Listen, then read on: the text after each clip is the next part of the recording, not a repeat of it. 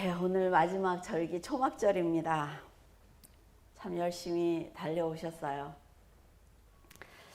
초막절을 살펴보기 전에 추수와 관련된 6월절과 7.7절을 한번 살펴보고자 합니다. 6월절 기간에 보리의 첫 단을 베는 초실절이 있습니다. 그리고 오순절과의 사이에 49일의 기간이 있죠. 하나님께서 이른 비와 늦은 비를 주셔야 되고 북서풍과 남동풍을 불어주셔야만 보리와 밀이 있기 때문에 그들은 하루도 편히 잠잘 수가 없는 거예요. 하나님이 뭐라 그러셨냐면 49일 동안 하루하루를 세면서 기도해라 라고 말씀을 하셨어요. 그 49일 안에 풍작일 거냐 아니면 농사를 실패할 거냐 하기 때문에 그들은 최선을 다해서 기도한 것입니다. 남동풍이 불어줘야 과실을 맺을 수가 있으니까 하나님 앞에 또한 전적으로 매달려서 기도하는 것입니다. 우리가 성소 안을 들여다보면 하나님이 북서풍을 불어주셔서 감사합니다 해서 떡상이 북쪽에 있고, 그렇죠? 우리가 이렇게 이제 들어가는 거예요. 성소를. 왼쪽에는 촛대가 있는 거예요. 하나님이 남서풍을 불어주셔서 과실을 맺어서 우리가 기름을 짜낼 수가 있었습니다. 감사합니다 하는 거죠. 그리고 49일 7.7절을 마치는 날이 오순절입니다. 자, 신명기 16장 9절에서 10절 다 함께 읽어볼까요? 7주를 셀지니 곡식의 낫을 대는 첫날부터 7주를 세어 내 하나님 여호와 앞에 7.7절을 지키되 내 하나님 여호와께서 내게 복을 주신 대로 내 힘을 헤아려 자원하는 예물을 드리고, 하나님께서 돈이 없는데 억지로 내라 이런 말씀하시지 않는다 말이죠. 하나님께서는 네가 받은 은혜대로 힘에 지나도록 해라 라는 말씀이에요. 하나님께서 바리새인들 칭찬하시는 거 보셨습니까? 그들은 자루로 돈을 갖고 와서 자루 그 헌금함에다가 쫙 내리는 그런 소리를 내는 걸 굉장히 자랑스럽게 얘기해요. 그러나 예수님께서는 과부의 두렙돈을 칭찬하십니다. 여러분들의 재산은 얼마입니까? 과부가 두렙돈 전 재산을 냈어 라고 칭찬했잖아요. 여러분들은 칭찬받을 기회가 없을 것 같아요. 그렇죠? 그거 다 팔아서 하나님께 드리라고 그러면 어때요? 이단이야 라는 생각을 하시겠죠. 우리가 하나님이 말씀하신 것을 잘 들어보면 하나님이 말씀하시는 건 뭐냐면 네가 네 재물보다 너의 인생보다 너에게 주어진 시간보다 나를 더 먼저 생각해 주기를 바래. 이게 하나님의 마음이에요. 하나님이 여러분의 돈을 뺏어서 뭐합니까? 아까 말씀드렸죠. 그 보도블록 다 필요 없다고요. 하나님은. 7.7절 제사의 특징은 뭐냐면 보통 제사에는 누룩을 넣지 않습니다. 근데 6월절에는 누룩을 넣어서 유교병을 드리는 거예요. 이 오순절의 의미는 새로운 시대가 도래됐다라는 거죠. 그리고 새로운 언약의 갱신을 의미하는 것입니다. 우리가 다 한번 이거는 훑어봤으니까 이렇게 말씀을 드려도 다 생각이 나죠. 초막절은 수장절, 장막절이라고 부릅니다. 수장절이라고 부르는 이유는 그 수확을 해서 저장을 한다. 그래서 성경에 나왔을 때 초막절, 수장절, 장막절 다 나오면 아, 이건 초막절이구나 이렇게 생각하시면 되는 거예요. 그리고 6월절과 7.7절과 함께 이 초막절은 이스라엘의 3대 절기입니다. 아주 큰 절기예요. 레위기 23장 34절에 보면 이스라엘 자손에게 말하여 이르라 일곱째 달 엿닷새 날은 초막절이니 여호와를 위하여 이레 동안 지켜라 라고 말씀을 하셨어요. 하나님의 명령이라는 것입니다. 하나님께서 모든 절기를 만들어서 그날 그 날짜에 나에게 제사를 지내라 라고 말씀을 하셨어요. 초막절은 출애굽을 했을 당시 40년 동안 하나님께서 광야에서 지켜주신 그 은혜를 잊지 않는 것입니다. 그래서 초막을 짓는 건 우리가 광야에서 이렇게 살았지라는 거예요. 물론 광야에서 자기의 죄로 여호와나 모세에게 대적을 해서 죽은 사람도 있어요. 그건 자기의 죄로 죽는 거죠.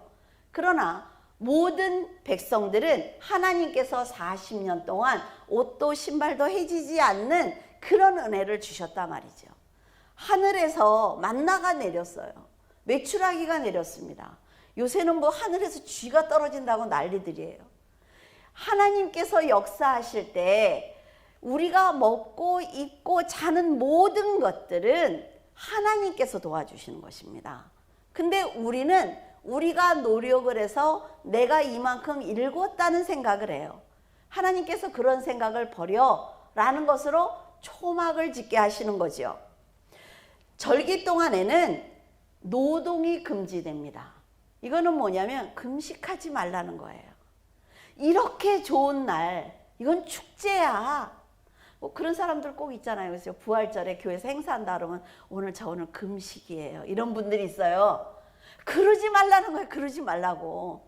왜? 모두가 즐거워하고 축제일 때는 함께 즐기라는 거죠. 그래서 하루에 2끼 이상을 먹어 라고 말씀하셨어요. 그리고 첫날과 마지막 날에 성회를 열어서 매일 화제를 드려라 라고 말씀을 하셨어요. 농사철이 끝나고 곡식을 저장하는 시점이기 때문에 이 백성들이 얼마나 기쁠까요? 1년 농사 그 사이클이 다 지났어요. 마지막 초막절을 맞이해서 다 끝났다고요. 얼마나 기쁜 날이에요. 창고에는 곡식이 가득하고 하나님의 영광은 성소에 가득해요. 그걸 백성들의 눈으로 보는 거지요. 그런 날 춤추고 노래하고 노는 거지요. 우리 이은미 권사님처럼 뭐지 그거? 짠짠짠이라 그럴 뻔했네. 찐찐찐인가? 아이 뭐 있어요. 뭐 그런 걸 했어요. 그래서 풍성하게 거두어들인 그 곡식과 과일을 저장한다 해서 수장절이다 라고 말을 합니다. 자, 출애굽기 23장 16절 시작. 맥추절을 지키라. 이는 내가 수고하여 밭에 뿌린 것의 첫 열매를 거둠이니라. 수장절을 지키라. 이는 내가 수고하여 이룬 것을 연말에 밭에서부터 거두어 저장함이니라. 우리가 씨를 뿌리고 거두는 것까지 다 누가 한다? 하나님이 하신다는 거예요. 왜? 날씨를 주관해 주셔야만 그것을 내가 가질 수가 있는 것이지, 우리 인생도 마찬가지죠. 우리가 세상에 나가서 사업을 하든 내가 직장을 다니든 사람들을 만나든 하나님께서 그 모든 상황을 주관해 주셔야만 내가 거둬들일 수 있는 내 것이 나에게 오는 거라는 거예요. 아무리 노력을 해도 하나님께서 그것을 주장하지 않으면 되지 않습니다. 내가 아무리 공부를 하고 아무리 노력을 하고 아무리 잠을 안 자고 노력을 해도 안 될 때는 안 된단 말이죠. 지금 하나님이 그 말씀을 하시는 거예요. 하나님이 역사하신 그 모든 것 때문에 네가 씨를 뿌릴 수가 있었어.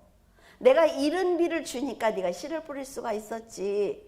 내가 날씨를 주관하니까 네가 그걸 거두어 드릴 수가 있는 거잖아. 그러니까 감사하라는 것입니다. 자, 초막절은 과거를 잊지 않도록 하기 위해서 자신의 집 근처나 집 베란다에 초막을 지었습니다. 그러니까 집 근처에다 짓는 게 맞는 거예요. 그런데 요즘 같을 때 어떻게 지을 수가 있어요? 초막을 지을 수 없습니다. 아파트잖아요, 그죠?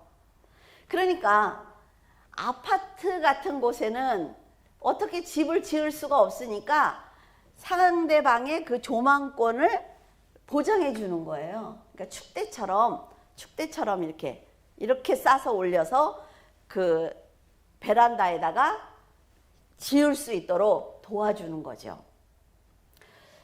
초막절은 마지막과 시작을 말합니다. 모든 농사의 한 사이클이 끝나는 동시에 다시 시작을 하는 거예요. 그래서 하나님이 이른 비를 주셔야만 농사를 지을 수가 있습니다.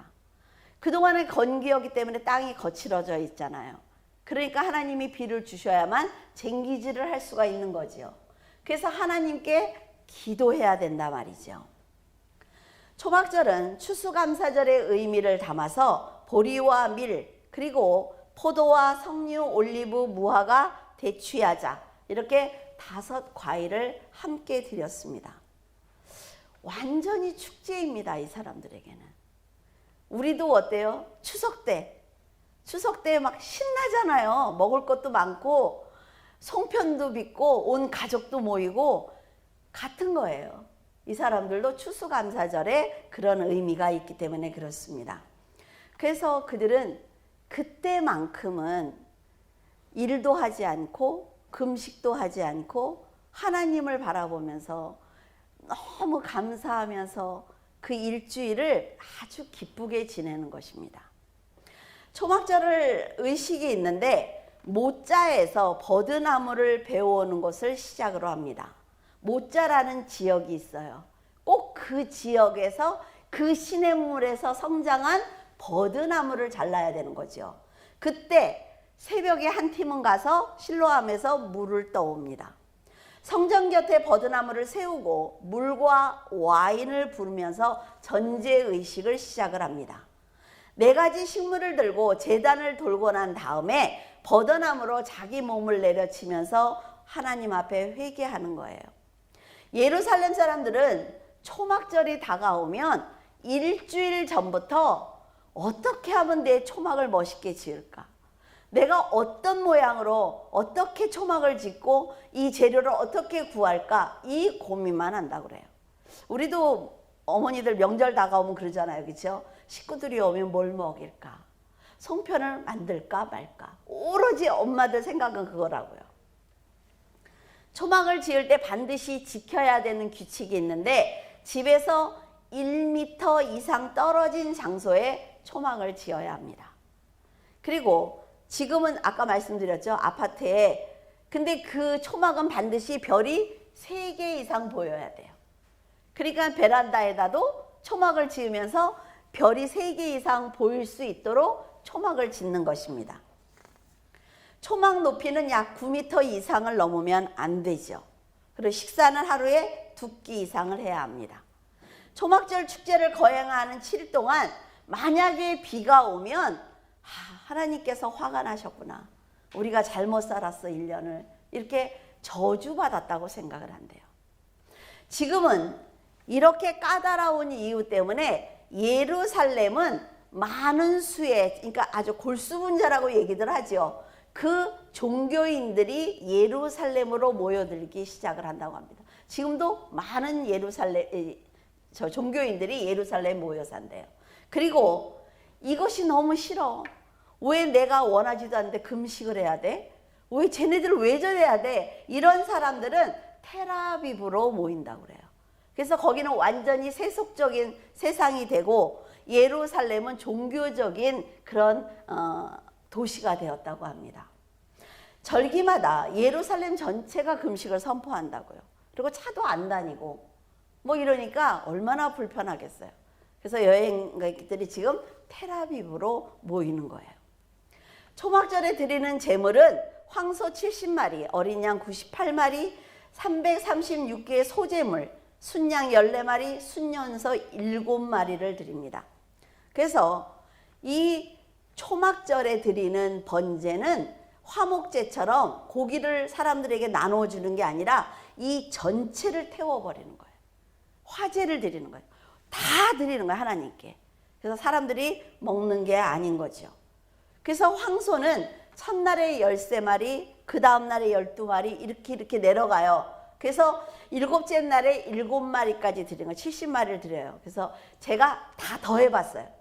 걱정하지 말아요. 여러분들이 안 더해도 돼. 내가 더할 사람이 꼭 있거든. 이렇게 얘기를 하면 머리로 가장 크게 웃으시잖아. 그래서 내가 다 더해봤어. 70마리야. 70마리. 백성들은 절기마다 예루살렘으로 올라와야 합니다. 그리고 특히 장막절에는 11조와 제물을 성전으로 가지고 왔어요. 24반열의 모든 제사장들이 나와서 희생제를 각각 맡아서 진행을 하는 것입니다. 초막절에 황소 70마리를 드리는 이유는 우리가 창세기 10장에 보면 열방의 민족이 70개 민족이 나오는데 그들을 다 포용하는 거예요. 그들도 이방인이야 라고 버리는 것이 아니라 하나님께서 구원의 대상으로 생각하시는 것입니다. 그러면 우리가 볼 때는 교회 밖에 있는 저 사람들은 구원받지 못했어. 저 사람들은 다 지옥 갈 사람들이야. 교회 다니는 사람들이 이렇게 얘기한단 말이죠. 그러나 잘못됐다는 거예요. 하나님께서는 창세기에서 이미 이방인들을 다 끌어안으셨거든요. 그래서 이스라엘 백성들에게 너희들은 택함을 받은 민족 아니야? 너희들은 선민이잖아. 내가 너희를 부른 이유는 너희들이 나를 하나님으로 왕으로 세우고 그 말씀, 그 믿음을 저들에게 선포하라는 것입니다. 지금도 마찬가지죠. 저희들을 부르셔서 교회에서 성도라는 이름을 우리에게 주신 이유는 내가 너를 성도로 내 양자로 세웠어. 그러니까 너는 내가 아버지라는 걸 아니까 나가서 이방인들에게 말씀을 선포해라는 뜻입니다. 나만 구원받으라는 것이 아니라 말이죠. 하나님께서는 이때 이미 이렇게 하신 것입니다. 성전 시대에는 이 장막절을 아주 크고 두려운 날로 간주를 했습니다. 그래서 솔로몬이 성전을 짓고 봉헌하던 때가 바로 이 장막절이에요. 고대 절기 기록을 보면 하나님의 영광이 하늘에서 빛과 불로 제단으로 내려왔다. 그것을 보았다라고 말하고 있습니다. 그래서 지성소를 가득 채운 거예요. 그 영광이 얼마나 대단했을까요? 열왕기상 8장의 9절에서 13절을 보면 다 읽지는 않겠습니다. 그 궤안에는 두 돌판에 아무것도 없었어요. 그러나 하나님께서 제사장이 성소에서 나올 때 구름이 여호와의 성전에 가득하도록 은혜를 내려주시는 것입니다. 아무것도 없었다. 진짜 아무것도 없었어. 그런데 하나님의 영광이 그 성소에 가득한 것은 하늘에서 빛과 불이 내려왔다라는 얘기를 하는 거예요. 그들이 성전을 지어서 하나님께 드릴 때 하나님께서 그것을 기쁘게 받으시는 것입니다. 지금의 성전이 누구예요? 여러분 아닙니까? 교회가 성전 아니에요. 교회를 성전이라고 부르면 안 돼. 교회는 예배당이에요. 예배당. 아시죠? 그래서 성전 건축 헌금 그럼 뭐래요? 잘못된 거예요. 예배당, 확장 헌금 이 정도? 근데 우리는 이걸 막 성전이야 이래야 돈을 많이 내니까 성전 건축 헌금 이렇게 얘기한다고요. 근데 성전은 우리잖아요. 예수 그리스도가 오시고 난 다음에 개념이 완전히 바뀌었거든요. 그러면 우리 안에 하나님의 은혜가 다른 사람들이 볼 수 있도록 가득하려면 어떻게 해야 돼요? 하늘을 보고 불과 빛이 내려오기를 기도해야 되나요? 하나님의 말씀으로 거듭나면 내가 말을 하지 않아도 상대방은 나를 보면서 뭐라 그래요? 믿음이 있는 사람 같아 라고 말한다는 거예요. 그게 그에게 감동을 주는 거거든요. 지금 이 얘기를 하는 거예요. 이 솔로몬은 하나님의 은혜와 아버지의 사랑으로 성전을 지었습니다. 그 성전에 영광이 가득한 것을 솔로몬만 보는 것이 아니라 온 백성이 보는 거예요. 그래서 성전이 두려운 것입니다. 그 지성소가 두려운 거예요. 왜? 하나님의 임재하심을 보았거든요. 백성들은 초막절로 인해 창고에 가득한 곡식과 과일이 넘쳐나고 하나님의 영광이 가득한 성소를 보면서 엄청 기뻤을 것입니다. 얼마나 기뻤을까요? 저도 그 자리에 한번 있어 봤으면 싶어요. 그죠? 여러 곳에 사는 유대인들이 모이는 명절이기 때문에 우리도 명절에 가족들이 모이면 일부러라도 더 크게 웃잖아요. 그죠? 이런 날이 날마다 오는 게 아니니까. 그러니까 온 예루살렘이 웃음으로 노래로 가득한 것입니다. 한 해 농사를 무사히 마쳤다는 편안한 마음으로 가족들과 행복을 나누는 거예요. 어쩌면 그들에게 최고의 인생의 날이었을 것입니다. 저녁에 양강나팔이 장막절이야 라는 시작을 알리면, 여러분들 그 나팔 소리 들으셨죠? 그런 나팔을 불어주면 사람들은 이제 모닥불을 피워요. 그리고 옹기종기 모여 앉아서 여호와에 관한 이야기를 자녀들에게 들려주기 시작을 합니다. 스가랴 14장 16절에 보면 예루살렘을 치러 왔던 이방 나라들 중에 남은 자가 해마다 올라와서 그 왕 만군의 여호와께 경배하며 초막절을 지킬 것이라. 스가랴 14장 19절 애굽 사람이나 이방 나라 사람이나 초막절을 지키러 올라오지 아니하는 자가 받을 벌이 그러하니라. 하나님께서는 초막절에 너희들만이 아니라 열방도 모두 지키기를 원한다는 것입니다. 그래서 우리도 땅끝까지 복음을 전해야 되는 거예요. 이스라엘은 광야에서 하나님의 보호를 받은 것 때문에 감사하는 초막절을 지키는 거죠. 근데 세상 사람들도 마찬가지라는 것입니다. 하나님께서 공기를 주시지 않으면, 하나님께서 물을 주시지 않으면 그들은 살 수가 없어요. 하나님께서 다 공짜로 주고 계시거든요. 그러니까 그들도 하나님이 계시다는 것을 믿고 감사해야 한다는 것입니다. 근데 지금은 어때요? 세상이 이러니까 기독교인이라고 말할 수 없을 정도로 함부로 막말을 하고 있잖아요. 그러면 안 돼요. 우리 아버지 걸 먹고 있으면서 나한테 그러면 안 되지. 그렇잖아요. 감사해야 되는 거 아니에요? 그러나 그들은, 이방인들은 매번 예루살렘으로 올라오지는 않았을 것입니다. 그러나 하나님께서는 그들이 하나님을 기억하고 그 절기를 기억하기를 원하셨다는 거죠. 초막절 제사가 시작되면 사람들은 모짜라는 지역에 가서 버드나무를 잘라온다고 했어요. 저렇게 모짜에 가서 버드나무를 그 시냇가가 있는데 잘라오는 거예요. 그래서 모짜라는 지역이 어디일까? 그 지도를 한번 찾고 싶어서 찾았더니 모짜라는 지역이 없더라고요. 근데 그 모짜라는 지역은 예루살렘 남서쪽에 있는 지역이래요. 그래서 예루살렘에서 하루길 떨어진 지역인데 이곳 시냇가에서 자란 버드나무여야만 하는 거예요. 귀찮아서 딴 데서 잘 나오면 안 되는 거지요. 다른 불을 들인 것과 똑같은 거예요. 버드나무는 물이 없으면 하루도 가지 못합니다.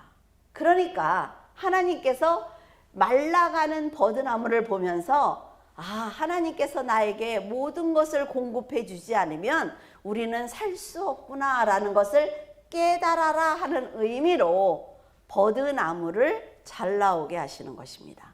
그래서 그 버드나무를 세우죠. 그래서 위키리스크 한국이라는 그런 곳에 들어가서 한번 모짜에 대해서 알아봤어요. 그랬더니 모짜 유적지와 발굴지 사진이 있더라고요. 그러면서 예루살렘 인근 모짜 지역의 발굴지에서 9,000년 전에 광활한 정착지가 발견이 됐대요. 다 이렇게 다 땅을 훑어내니까 너무나 멋있잖아요. 그렇죠? 그 안에 광활한. 근데 지금까지는 그곳에 사람이 살지 않았다는 것이 정통적인 학설이래요. 그런데 그걸 찾아내고 너무 놀란 거지요. 그래서 신석기 시대의 이 유적지는 영국의 스톤헨지 거서 유적지보다 앞섰다. 그래서 모든 학문이 지금 다시 세워져야 된다라고 말하고 있더라고요. 그래서 이거는 이제 쭉 읽어보셨을 거예요. 그래서 그 당시에 그 땅에 2,000명에서 3,000명이 살았다라고 평가하고 있습니다. 그걸 평으로 만든 게 있는데 어딨나 모르겠다. 근데 거기를 알아보니까 그 야곱 바르디 부국장, 이름도 야곱, 그분이, 그 아저씨가 이 발굴지가 너무 가치가 있다 해서 여기서 제가 이렇게 탁 눈이 떠지는 것 같았어요. 그 앞에는 뭐 일상적인 쭉 얘기잖아요. 사람이 살았고 뭐 뼈도 있고 뭐 다. 그런데 뭐라고 얘기하냐면 가치가 있는 것은 약 30에서 40 헥타르에 이르는 모짜 유적지 인근에 신선한 물이 나오는 거대한 샘이 있었다는 거예요. 이거 대단한 얘기입니다. 왜냐하면 성경을 뒷받침해 주는 거잖아요. 그리고 규모가 작은 샘물들이 여기저기 너무 많았다는 거죠. 그래서 30에서 40 헥타르가 얼마일까? 성전은 여러분 평수로 얘기하니까 금방 알아들었죠. 요건 못 알아들어. 왜냐하면 12만 1000평이니까. 12만 1000평을 가져본 적이 있어야지. 얼마나인지 알지, 그죠? 3, 40평으로 탁 하는데 12만 1000평이라 잘 모르긴 하겠지만 12만 1000평이래요. 거기에 3, 4천 명이 살았다. 그래서 이게 성경을 뒷받침하는 이 말이구나. 굉장히 기분이 좋았어요. 이 모짜에서 배운 버드나무를 제단 주위에 둘러쌉니다. 그래서 날마다 가서 배워오는 거예요. 그리고 이 버드나무를 항상 성전 제단 남서쪽에 세우고 반드시 이렇게 제단 쪽으로 기울이게 세워야 된대요. 왜냐하면 잘 모릅니다. 이렇게 하여튼 기울이게 세워야 된다. 그리고 제사장 한 사람은 제단 위에서 물을 붓는 관제를 행하고 또 한 사람은 포도주를 붓는 관제를 행하는데 이 의식은 사람들이 만든 거예요. 그러니까 백성들이 어떠니 이제 불평처럼 했어요. 너희들 정말 제대로 하고 있는 거야? 그러니까 이 의식을 만들어서 붓는다 이러고 사람들한테 보여주는 이 의식을 만든 거예요. 그러니까 불평하는 사람들이 문제예요. 보면은 매일 아침 버드나무에 물을 붓는 의식이 펼쳐지는데 이 행위는 비에 대한 갈망을 드러낸다라는 의미를 붙였어요. 새벽이 지나고 희생 제물들이 준비되는 동안에 대제사장은 노래하는 사람들과 함께 금주전자, 은주전자를 들고 실로암에 가서 물을 떠오는 것입니다. 근데 생각해보면 주전자가 너무 작은 거 아니에요, 그렇죠? 막 이렇게 두 사람이 이렇게 매야 되는데 깜짝 놀랐어요. 저만큼 갖다가 그냥 붓는 뭐 의식이니까 그랬겠다라는 생각을 했어요. 그래서 대제사장이 물을 가지고 수문으로 들어올 때 제사장은 은나팔을 불면서 이사야 12장 3절에 그러므로 너희가 기쁨으로 구원의 우물들에서 물을 기르리로다 라는 말씀을 읽습니다. 초막절에는 제단 주위를 매일 돌아야 돼요. 매일 도는데 여리고성을 돌던 때처럼 6일 동안은 한 바퀴를 돕니다. 그리고 7일째 7바퀴를 도는 거죠. 근데 이때 꼭 시계 반대 방향으로 돌아야 돼. 근데 꼭 반대로 도는 사람이 있어요. 그렇죠? 이렇게 부딪히고 반대 방향으로 돌아야 돼. 반대 방향으로. 지금도 교회에서 새벽 기도 끝나고 목사님과 성도들이 넓은 성전을 달라고 이 교회를 도는 그런 교회도 아직 있습니다. 뭐 그분들의 믿음이니까 돌게 두고 제가 생각할 때는 하나님께 간절히 기도해도 되지 않을까 그런 생각이 가끔 들 때가 있어요. 사람들은 에트로그, 무성한 가지, 종려 나무가지, 시내버들 이렇게 4가지 식물을 들고 제단을 돌았습니다. 이날만큼은 번제단에 있는 제사장의 뜰에 원래 못 들어가잖아요. 그렇죠? 근데 평민도 들어가고 아이도 들어가고 여자도 들어갈 수가 있어요. 그 제단을 돌아야 되니까. 그래서 이날만큼은 들어올 수가 있다. 이 4가지 식물은 애굽에서 출발을 해서 가나안으로 가는 여정으로 설명하기도 합니다. 종려나무는 이스라엘 백성이 광야를 지날 때 종려나무 70주가 있던 엘림 생각나십니까? 그것을 감사해서 그러니까 상징하는 거예요. 그리고 버드나무는 광야를 지나서 요단강을 건널 때 버드나무가 있었대요. 그래서 그것을 상징하는 것입니다.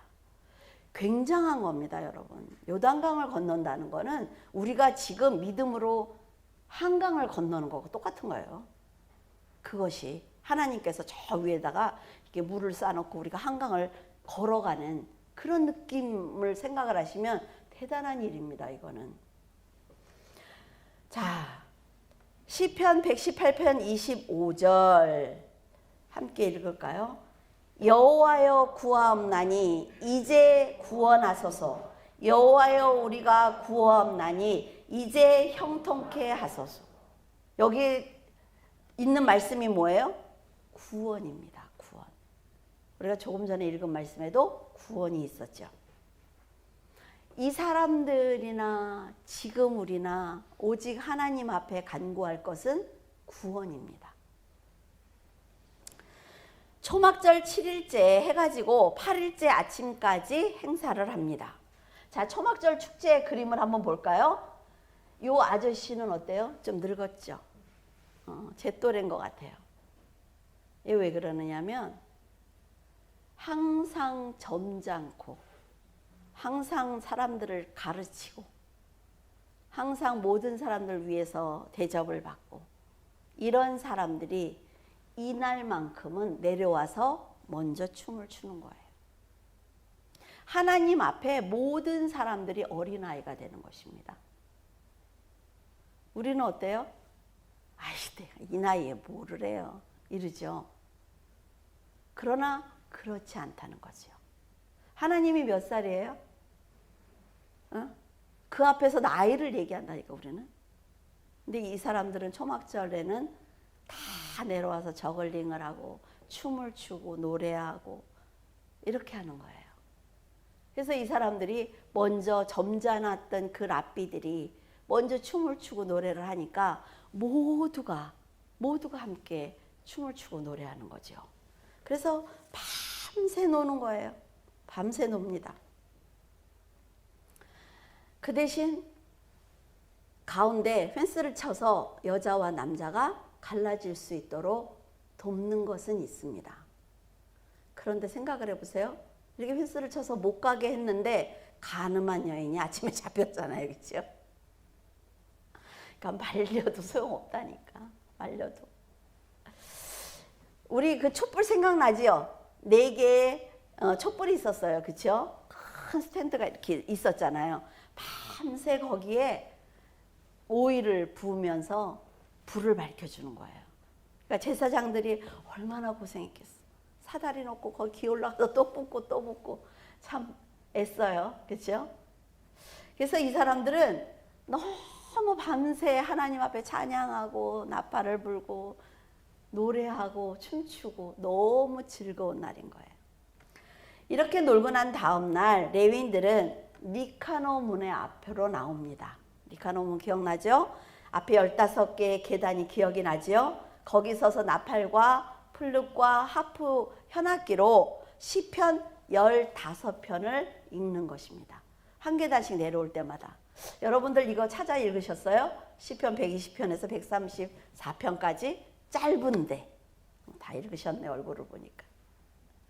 한 계단씩 내려오면서 시편을 읽는 거예요. 그래서 동문에 도착을 하면 지성소가 있는 서쪽으로 다시 돌아와서 보는 거지요. 보면서 성전에 계신 아버지요. 저 사람들은 성소를 등지고 얼굴을 동쪽으로 향하지만 우리의 눈은 항상 여호와를 바라봅니다. 라고 얘기하는 거예요. 우리는 이방인들과 다릅니다. 라는 얘기를 하는 거예요. 우리는 우상 숭배를 하지 않습니다. 그 얘기를 하는 거죠. 이 사람들은 오로지 하나님 앞에 자신들의 믿음을 보여드리기 위해서 최선을 다하고 있습니다. 가장 나이가 많은 랍비의 선창으로 우리의 죄를 사해 주신 하나님을 찬양하는 것입니다. 이 의식은 둘째 밤부터 마지막 날 물 떠오는 것까지 계속되는 거죠. 이 의식은 고대 한 랍비가 이런 말을 했어요. 물 붓는 의식을 보지 못한 사람은 그의 삶의 즐거움을 보지 못한 사람이다 라고 말할 정도로 그날만큼은 기쁨과 환희가 가득한 것입니다. 불점화 의식은 솔로몬 시대의 영광이 임했던 것을 추억하는 것입니다. 그리고 초막절 8일째 아침에 여인의 뜰에서 거대한 초막을 만들어요. 그리고 왕이 나와서 그 토라를 낭독합니다. 근데 지금은 성전이 없기 때문에 회당에서 간소하게 치러진다고 해요. 초막절에 성경 통독이 끝나고 나면 랍비가 이제 이렇게 두루마리를 들고 있으면 사람들이 막 춤을 추면서 여기다가 이제 입을 맞추는 거죠. 8일째 되는 날 아침에 예수님이 성전에 오셔서 가늠한 여인을 용서하신 사건이 일어난 거예요. 이 축제가 다 끝나고 난 다음에, 그리고 그 다음에 바리새인들이 예수님을 잡으려고 한 것입니다. 이게 순서예요. 그러니까 예수님이 일러가랐을 때 뭐라 그래요? 나는 세상의 빛이야. 나를 따르는 자는 어둠에 다니지 않을 것이다. 그리고 생명의 빛을 얻을 거야 라고 말씀을 하셨어요. 진리를 들은 바리새인들은 회개하는 대신에 예수님을 공격을 했습니다. 그들이 알고 있는 메시아라는 것은 야곱의 별, 이스라엘의 별, 이방인의 별, 타는 불, 의의 태양이라는 뜻을 가지고 있어요. 근데 예수님은 어때요? 가장 초라한 사람이잖아요. 존경할 게 하나도 없어요. 그런 사람이 자기가 메시아다라고 얘기를 하니까 이 사람들이 자기들이 알고 있는 메시아가 있단 말이에요. 그러니까 받아들이지 않는 것입니다. 그래서 성경을 우리가 배울 때 성경을 차근차근 밑에서부터 올바로 배우는 것이 너무 중요합니다.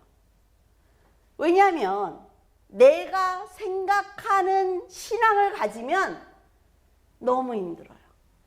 자, 여러분, 집을 맨 땅에다가 새로 짓는 게 빠르지요. 근데 아무렇게나 지어놨어. 쓸모가 없어. 그러면 어때요? 그걸 부수는 시간이 필요하단 말이죠. 이 사람들도 마찬가지입니다. 자기들이 알고 있는 지식을 버리지 않는 거예요. 버려야 돼요. 내가 성경을 잘못 알고 있으면 버려야 됩니다. 그래야 진리는 쉽거든요. 그러면 들을 때 어때요? 아, 뭐야? 저거야? 저게 다 끝이야? 라고 얘기하지만 그게 답니다. 새로 지어야 되는데 내가 지어놓은 거, 내가 몇십 년 동안 교회를 다녔잖아. 내 나름대로 알고 있는 말씀이 있잖아. 나는 버릴 수 없어. 이러니까 힘든 거예요.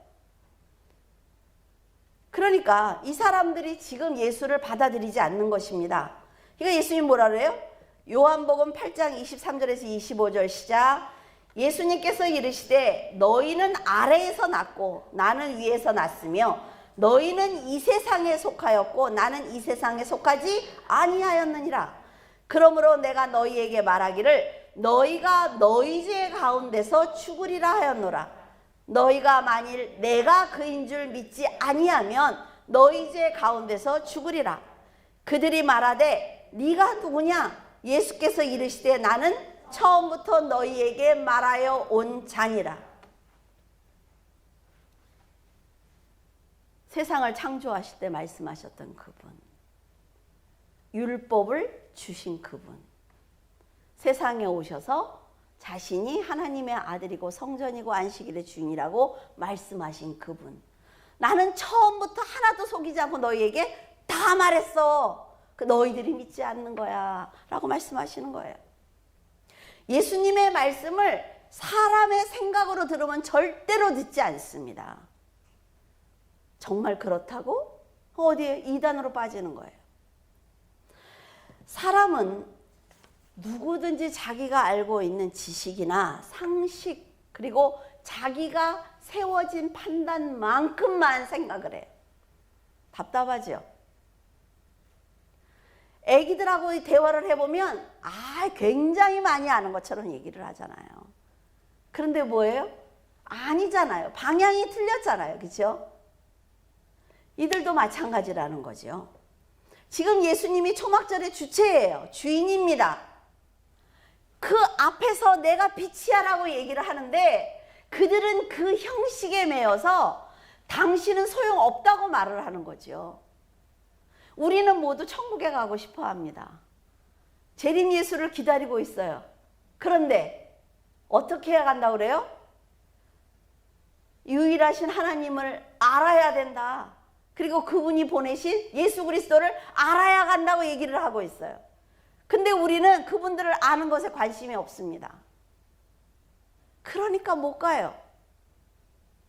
지금 이들은 예수님을 알아보지 못하고 핍박하고 있단 말이죠. 예수님이 오신 초막절에도 사람들은 버드나무를 들고 비가 오기를 기도하고 있습니다. 그러니까 예수님 입장에서 한번 생각을 해보세요. 내가 왔는데 나를 두고 형식에 매여 있는 그들 얼마나 안타까웠을까요?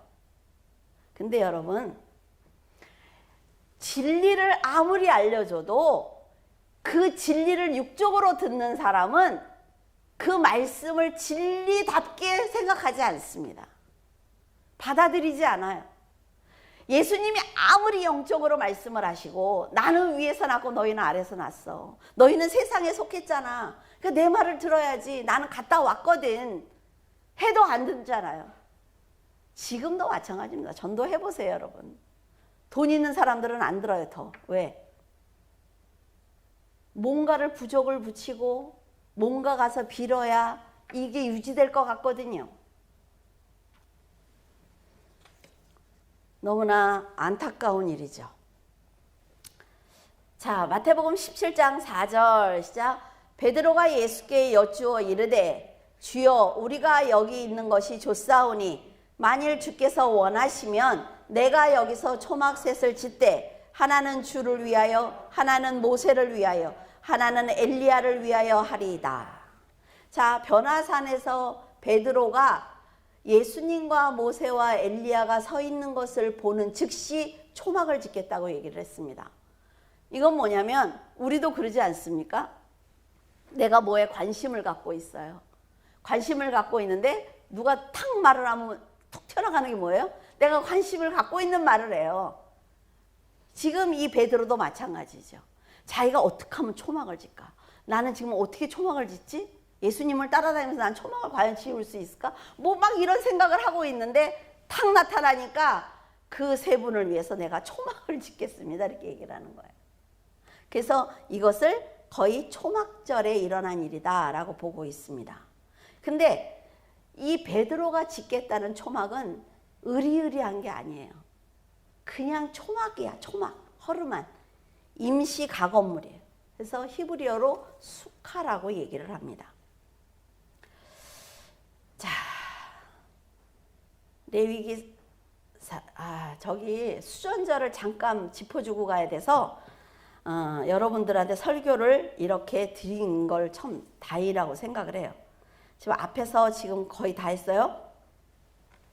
근데 이 사람들은 레위기는 그냥 넘어갈게요. 레위기 말씀은 초막에 누워서 이 부모들이 별을 보면서 했던 얘기는 우리의 조상들이 3000년 전에 어떻게 살았어. 그러니까 너희들도 하나님이 살아계신 건 확실해. 너희들도 오로지 하나님께 돌아와야 돼 라는 얘기를 하는 것입니다. 그래서 이스라엘이 2000년 동안 나라를 잃고 각 나라에 퍼져 살았잖아요. 그런데 이스라엘이라는 나라가 세워진 거였대요. 속속 돌아오지요. 이 사람들이 남의 나라에 있으면서도 초막을 짓고 자녀들에게 하나님께서 분명히 이스라엘을 회복시킬 거다. 왜? 하나님은 그런 분이니까. 우리는 택한 선민이야. 그러니까 너희들이 이스라엘 나라가 세워졌다고 하면 무조건 돌아가라 라고 가르쳤습니다. 부모들이. 그래서 이 사람들이 고민도 안 하고 가는 거예요. 대단한 겁니다, 여러분. 나라가 없는데 나라가 세워질 거라고 얘기를 하는 거예요. 2000년이라는 시간 동안. 이 교육은 조상 대대로 이렇게 내려오는 거죠. 그러면 과연 우리는 내 자녀를 붙들고 얼만큼 가르치느냐 하는 것입니다. 내 자녀에게 정말 하나님을 믿어야 하나님의 나라에 갈 수 있다는 얘기를 확실하게 해줘야 되는 거죠. 그러면 어떤 상황을 딱 맞이했을 때 이 아이들이 고민하지 않습니다. 그렇게 만들어야 되는 거예요. 자, 고린도 후서 5장 1절 시작. 만일 땅에 있는 우리의 장막집이 무너지면 하나님께서 지으신 집, 곧 손으로 지은 것이 아니요 하늘에 있는 영원한 집이 우리에게 있는 줄 아느니라. 초막절을 지내는 이들은 영원한 나라, 하나님의 나라에 있는 영원한 집을 소망하는 것입니다. 그래서 우리는 꼭 믿음을 지켜서 하나님의 나라에 가야 돼라는 거지요. 그러니까 초막이라는 것은 일시적인 거죠. 영원한 것이 아닙니다. 그런데 지금 바울은 뭐라고 그랬어요? 육신의 장막이 무너지면 끝이 아니라 영원한 세계, 네가 들어갈 예수 그리스도께서 만드신 처소가 있어 라고 말해주고 있어요. 자, 이제 수전절에 대해서 어제 저녁에 급하게 좀 정리를 해봤어요. 수전절을 짚고 넘어가야 성경을 읽으시면서 여러분들이 좀 편하지 않을까라는 생각을 했어요. 한 5분 정도만 더 하도록 하겠습니다. 수전절이 만들어진 거는 알렉산더 대왕이 BC 323년 제국을 통일합니다. 그래서 다니엘서에 보면 표범으로 나오는 게 알렉산더 대왕의 그리스예요. 그런데 이 사람이 일찍 죽고 말잖아요. 그렇죠? 알렉산더가 죽고 나서 4명의 부하 장군에게 땅을 나누어 주죠. 카산더와 리시마커스와 셀루쿠스, 프톨레미 이렇게 4명에게 나누어 줍니다. 예루살렘은 이 중에 셀레쿠스와 프톨레미에게 고난을 당했어요. 셀레쿠스 가문에서 안티오쿠스 4세 에피파테스가 태어납니다. 이 사람이 문제인 거예요. 이 안티오쿠스는 예루살렘을 정복을 해서 그리스 다신 숭배 사상, 그러니까 헬레니즘을 사상을 전파하려고 그랬어요. 그러니까 유대인들에게 그렇게 했는데 유일신 사상을 갖고 있잖아요. 유대인들은 헤브라이즘 사상을 갖고 있는 유대인들이 받아들이지 않습니다. 그러니까 유대인들을 엄청나게 핍박을 하는 거예요. 그러니까 안티오쿠스 4세 에피파네스, 이름이 왜 이렇게 길어. 그냥 조춘숙이 낫다. 이 이름은 신의 현현이라는 얘기예요. 그러니까 자기가 신이라는 거예요. 자기가 신으로 추앙받기를 원했어요. 그래서 그리스에 제우스 신전을 세운 사람이 바로 이 사람입니다. 그는 헬레니즘을 전파하는 사명이 있는 것처럼 유대교 말살 정책을 세웁니다. 성전을 회파하지요. 성전 한복판 앞에 주피터 신상을 만들어요. 그리고 돼지 피를 가지고 제사를 지내도록 강요합니다. 그리고 대제사장에게 돼지고기를 억지로 먹이는 악행을 저지르죠. 그는 성전을 회파했고 율법을 폐지했으며 안식일과 할례를 폐지합니다. 무섭죠? 우리 일제시대 때 우리 이름도 다 못쓰게 하는 거하고 너무 똑같지 않아요? 제사장들이 가장 많이 죽었을 그 시대입니다. 그래서 매일 드리는 제사를 없애버렸어요.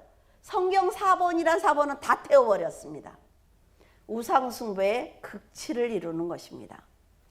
유대인의 정신세계를 파괴하기 위해서 대제사장 엘르아살에게 입을 벌려서 강제로 돼지고기를 먹이는 그런 악행을 저질러요. 그 사진을 갖고 올까 하다가 너무 잔인해서 안 가져왔어요. 그런데 대제사장이 거부하고 순교합니다.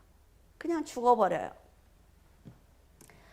이때 제사장들이 가장 많은 피해를 입었겠지요.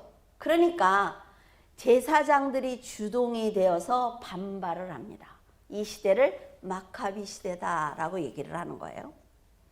지금까지는 유대 지파 사람들이 왕으로 이어 내려왔어요. 그런데 이제 그렇게 못하게 하잖아요. 그렇죠? 그러니까 마따디아 제사장이 주동이 되어서 제사장들이 다 모이는 거예요. 모여가지고 레위 지파 사람들이 왕통을 이어가기 시작을 합니다. 레위 지파 중에 하스모니안 가문이 권력을 갖게 되는 거죠. 많이 들어보셨잖아요. 그렇죠? 마따디아 제사장에게는 셋째 아들이 있었습니다. 이 셋째 아들이 유다 마카베우스인데 그 뜻은 망치라는 뜻이고 마카비라고 불렀어요. 제사장들이 주축이 되어서 안티오쿠스를 향한 반란이 BC 164년 가을에 성공을 합니다. 그래서 그리스 군대를 물리쳐버려요. 이 사건을 기념하는 게 바로 뭐예요? 수전절이에요. 쉽죠? 쉬워요? 다 떼어버렸는데? 이것저것 어려운 거 다 떼어버렸는데? 그래서 전쟁을 8일을 해서 수전절을 8일을 지키는 겁니다. 그런데 이때 하나님께 드리는 기름은 어때요? 첫 번째는 기름을 드리는 거잖아요. 근데 기름이 없는 거예요. 그래가지고 성전을 다 뒤져보니까 하루치의 기름이 나왔대요. 그래서 하나님 앞에 일단 하루라도 먼저 하자. 그래서 그것을 붓고 그 수전절을 지키기 시작을 하는데 그 기름이 8일을 갔대요. 그게 진짜 기록에 있습니다. 하나님께서 그 기름을 8일 동안 떼도록 만들어 주신 거예요. 그래서 이 사람들이 그 은혜가, 그 감동이 굉장했을 거예요. 그렇죠? 그래서 이런 의미를 가지고 있습니다. 그래서 수전절을 이스라엘 사람들은 하누카라고 불러요. 하누카 축제다 이렇게 부릅니다. 아, 수전절 딱 끝나니까 좋죠? 아유, 요거를 그냥 답답해가지고 이걸 가르쳐줘야 되는데 막 열 몇 장을 해놓으니까 이걸 언제 하지? 네, 이렇게만 알면 돼요. 뭐 몇 년은 또 뭘 외우겠어. 문 열고 나가면서 몇 년인지 다 까먹을 텐데. 자, 초막절의 마지막에 시편 134편에 보라, 밤에 여호와의 성전에 서 있는 여호와의 모든 종들아, 여호와를 송축하라. 성소를 향하여 너희 손을 들고 여호와를 송축하라. 천지를 지으신 여호와께서 시온에서 내게 복을 주실지어다. 이 말씀을 끝으로 절기 설교를 마치고자 합니다. 성도 여러분, 손을 들고 여호와를 송축하고 천지를 지으신 여호와께 많은 복을 받고 누리시기를 바랍니다. 기도하겠습니다. 하나님 아버지의 은혜를 감사를 드립니다. 저희들의 연약함을 아시는 주님, 저희들이 잘 깨달을 수 있도록 성경에 곳곳에 모든 것을 기록해 놓으셨습니다. 그럼에도 저희들은 지혜가 없어 이 말씀을 깨닫지 못하고 있었습니다. 하나님 아버지, 더욱더 말씀을 사랑하고 말씀대로 살아가는 귀한 성도들이 되기를 원합니다. 하나님 아버지, 아버지는 살아계십니다. 그리고 지금도 역사하고 계십니다. 그리고 앞으로도 아버지께서는 역사하실 것입니다. 그 사랑 안에, 그 은혜 안에 저희들은 작은 돛담배를 타고 흘러가고 있습니다. 하나님께서 지켜주시기에 세상으로 가지 아니하고 하나님께서 붙들어 주시기에 폭포로 떨어지지 않습니다. 하나님 감사합니다. 더욱더 주님을 사랑하고 의지하며 믿음으로 살아가는 성도가 되겠습니다.